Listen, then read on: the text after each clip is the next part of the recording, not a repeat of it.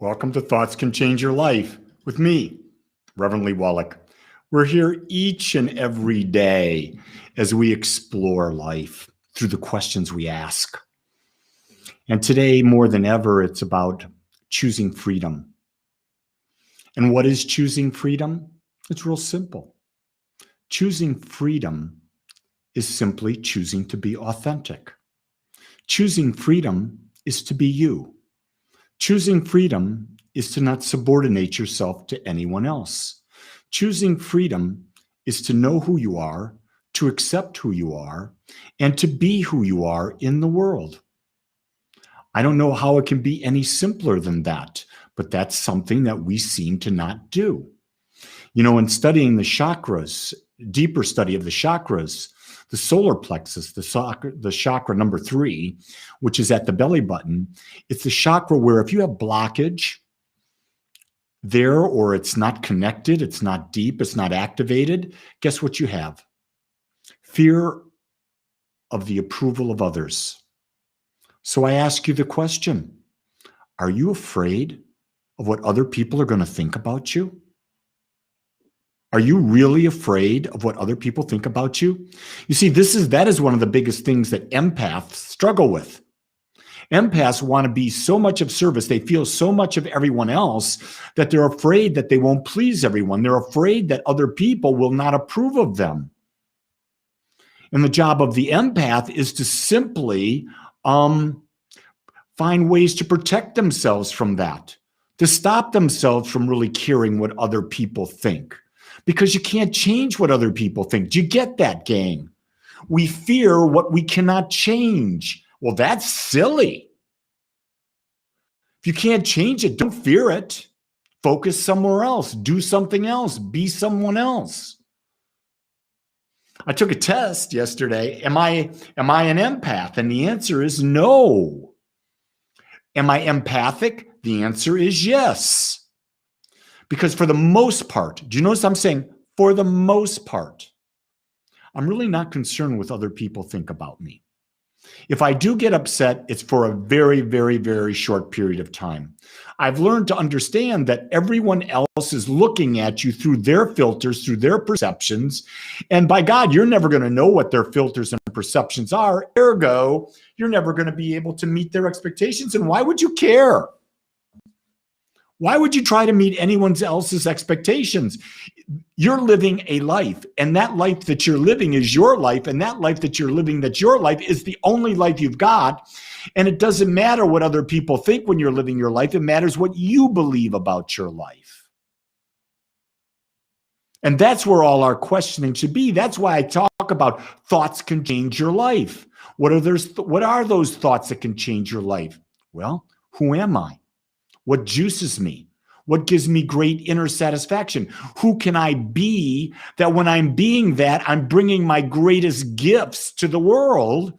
And that gives me joy, just bringing my gifts to the world. I don't need feedback to know that I'm bringing my gifts to the world, do I? I need feedback from me, from my inner being, from my heart center. Yes, I'm living my authentic self. Well, thank you, Brigitta, but I don't know what Om, Aham, Brahmasmi, I don't know what that means. But I thank you for that. Must be good. If it's not, that's okay. I don't care.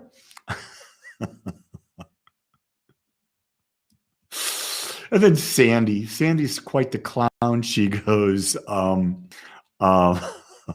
don't care what folks think until I get up and do karaoke. Well, you know, I've done karaoke only a couple times. But guess what? I don't care what they think. I just sing. And we've got Disneyland going on with Wendy. How wonderful is that? Mickey and Minnie are listening in. Hey, what are Mickey and Minnie about? Being Mickey and Minnie. Mickey and Minnie are about having fun. Mickey and Minnie are not about judgment. Why don't we live like Mickey and Minnie? I don't know. Why do we have to go to an amusement park to be free? I love Disneyland. I love Disney World. I love amusement parks. Why? We get to be kids. Wouldn't it be great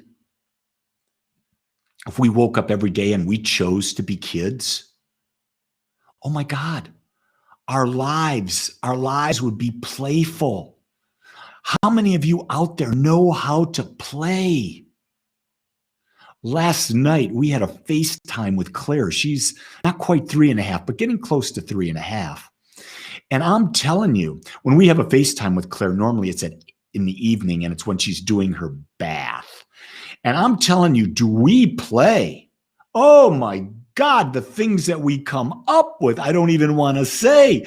But here's what I'll tell you. That were my son, Claire, I, Robert, Jean, we're laughing our butts off. And we're being outrageous. And we're making choices to be outrageous. And you know what? We don't care what anyone else thinks. I love that. I love that my granddaughter is able to so freely express herself, to freely be unique. Little kids got it down. Isn't it time we woke up again and said, you know what? I may be getting older, but that doesn't mean I can't choose to play. That doesn't mean I can choose to be free of all these conditions I put in order to be accepted by others. Lori says, Juliana skipped through the kitchen. Skipping is a childhood thing.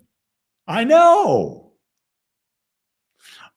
About 3 or 4 weeks ago, I did a skip in the gym. And a couple people were looking at me like, what were you doing? I didn't care. But when I looked in the mirror, I didn't see my 14 or 15-year-old self. You know what I'm saying? I don't know where this face came from, but it's not the face I think I have. Isn't it funny how we create illusions about life, about ourselves, and where we are in our lives? I don't care what this face looks like. As long as I'm in my body, as long as I am this individualized expression, I'm going to choose freedom to be me, whatever that is. And if it bothers you that I'm choosing that, yeah, that's your problem, not mine. A lot of people say to me, Lee, you're the most irreverent minister that ever lived. And I says, well, I'm not here to be reverent. I don't know where that term came from, that to be a teacher, you've got to be reverent. Reverent to what? Here's what I'm reverent to. I'm reverent to being authentic. I'm committed to being authentic. I would invite you to try that. See, I'm not ever asking you to believe what I believe because it's irrelevant. You got to believe what you believe, but you could try what I'm talking about. And if you try it, you might find there's some value in it. I'm going to tell you, I don't know, a lot of you haven't been with me in the mornings for meditation, but this week we are doing chakra clearing meditation. And we've gone through the first 3 chakras. Tomorrow we'll be going through the 4th. And I'm telling you, it's powerful. It is really powerful. So if you're feeling the need that you want to connect and clear your chakras, I'm going to be doing this now for a while. Every day I'm going to be working up the chakras from 1 to 7, then starting again 1 to 7, 1 to 7. If you want to join me, go to agapespiritualcenter.com, agapespiritualcenter.com. Click on the calendar. You'll notice a meditation link at 7 a.m. And we start exactly at 7:02, Becca. And we finish exactly at 7:22.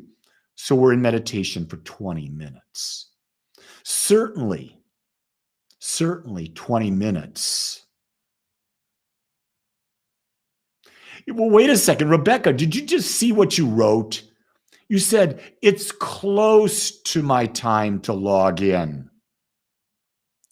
Close is not a good reason. Just saying. Don't feel pressure to please me, though. Please yourself, Becca. Do what you think is right for you. So, freedom is a choice. Whatever you choose, make sure you feel free when you choose it. That's going to take some power. That's going to take some discipline, because we've been conditioned from day one that we're people pleasers. I'm telling you now, it's time to give it up. I want you to know, whatever you choose today, I love you and I accept you just like you are. Have a great day, everyone. Aloha.